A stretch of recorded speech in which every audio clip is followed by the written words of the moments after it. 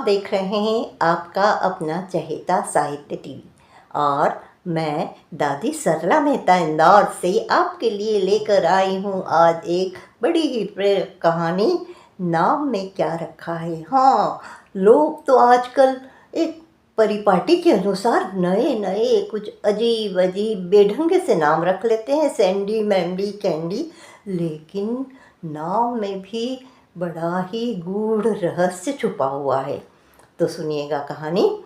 Missionary वातावरण में पली बढ़ी सुमेधा की खुशी सातवें आसमान पर।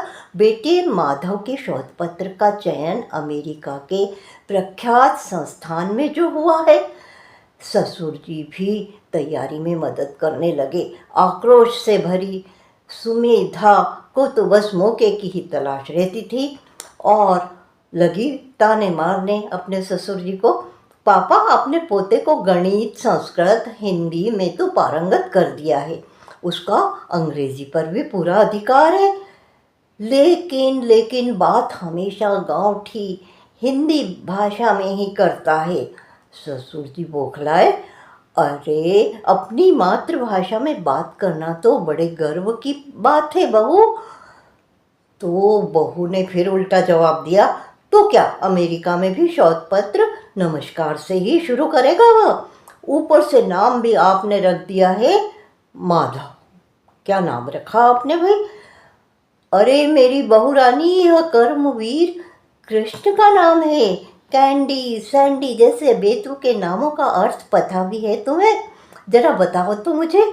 अपना जरूरी सामान जमाते हुए माधव भी हंसने लगा। मम्मा, आप भूल गई हमारे विवेकानंद जी द्वारा दिया गया शिकागो वाला भाषण आपको याद नहीं क्या? सुमेधा निशब्द।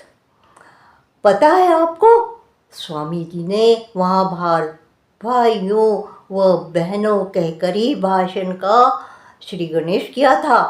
हमें भी जय हिंद, जय हिंदुस्तान से ही शुरू करना चाहिए और मैं भी वही करूँगा।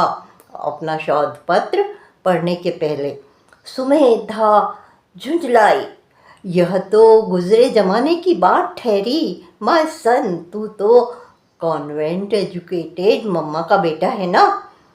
क्या कहेगी मेरी सहेलियाँ और सारे रिश्तेदार भी? बता मुझे। ससुर जी से अब रहा नहीं गया। वो बोले, बहू भूल गई, सभी हमारे माधव की तारीफ करते थकते नहीं हैं और कईयों ने तो हमारी देखा देखी अपने बच्चों का नाम माधव रखा है। माधव भी अब कनखियों से दादाजी की ओर देखते हुए धीरे से बोला, फिर तो माँ आप मेरा नाम भी मैंडी रख दीजिए ना। अब बहू तो जरा कुछ शब्द ही नहीं थे बहू के पास कहने के लिए।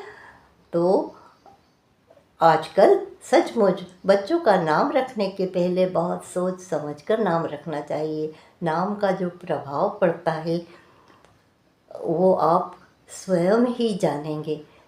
रख कर देखिए अच्छे अच्छे नाम, है ना?